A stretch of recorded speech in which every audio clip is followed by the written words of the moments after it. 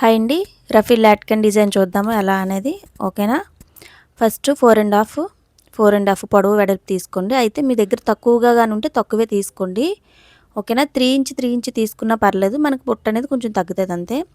తర్వాత 19 inches and 8 inches పొడవు వెడల్పులతో వేరొక క్లాత్ అనేది తీసుకోండి.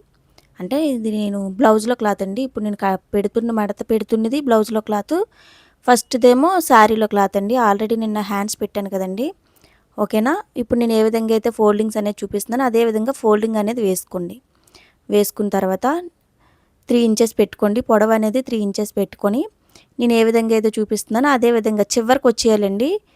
మనం కట్ చేసేది మార్కింగ్ వేసాను కదండి, మార్కింగ్ వేసే విధంగా మీరు మార్కింగ్ వేసుకొని కట్ చేసేయండి. చివరికే వచ్చేయాలండి కటింగ్ అనేది. చూసారా ఎలా చివరికి వస్తుందో అలానే రావాలి. రఫిల్ హ్యాండ్ అంటే ఇదేనండి, అదే రఫిల్ అంటే ఇదే.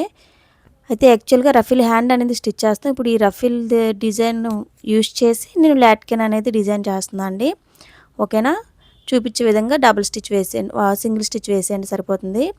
తర్వాత ఇప్పుడు ఈ క్లాత్ని మనం ఇంకో క్లాత్ తీసుకున్నాం కదండి, 4.5 దాన్ని నేను చూపించే విధంగా కట్ చేయండి.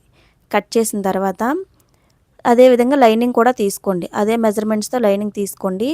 నాకు ఆ రఫీల్ అనేది తక్కువ వచ్చినట్టు అనిపించి ఈ క్లాత్ కూడా కొంచెం తగ్గించానండి. ఓకేనా. మీకు తక్కువ ఉన్నట్టయితే మరి ఆ మాత్రం కొంచెమైనా కుర్చీలు రావాలి కదా. తక్కువగా ఉన్నట్లయితే మాత్రం మీరు కొంచెం తగ్గించుకోండి. ఒకవేళ ఎక్కువ క్లాత్ ఉన్నట్లయితే కుర్చీలు అనేవి ఎక్కువ వస్తాయండి, రఫీల్స్ అనేవి ఎక్కువగా వస్తాయి, అంతే తేడా. ఓకేనా. ఇప్పుడు నేను ఏ విధంగా అయితే మీడియంలో మార్కింగ్ వేసానో మీరు అదేవిధంగా మార్కింగ్ వేసి, అంటే కుర్చీల కోసం అనమాట, స్మాల్ కుర్చీలు అనేవి పెట్టుకుని వచ్చేయండి. ఓకేనా. అయితే ఆ సెంటర్కి రావాలండి. అలా వచ్చినట్టయితే మనకి అటు ఇటు కూడా సమానంగా వస్తాయి. వచ్చేసి చూడండి వేసేసాను. వేసేసిన తర్వాత ఇప్పుడు ఈ క్లాత్ అనేది తీసుకోండి. తీసుకొని మెయిన్ అంటే లోపలిది బయటది ఉంటుంది కదండి, అది ఎటువైపు ఉండిందో చూసుకోండి. ఆ రఫీల్ మీదకి వచ్చినట్టు కరెక్ట్ది అనేది రఫీల్ మీదకి వచ్చేట్టు పెట్టుకొని స్టిచ్ అనేది వేసేయండి. వేసేసి కటింగ్స్ ఇవ్వండి. నేను చూపించే విధంగా నేను ఏ విధంగా అయితే కటింగ్స్ ఇస్తున్నానో అదే విధంగా కటింగ్స్ ఇవ్వండి.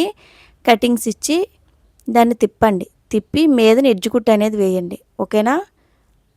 చూపిస్తున్నానండి జస్ట్ శాంపుల్ కానీ, అంటే ఎలా వస్తుంది ఏంటి అనేది.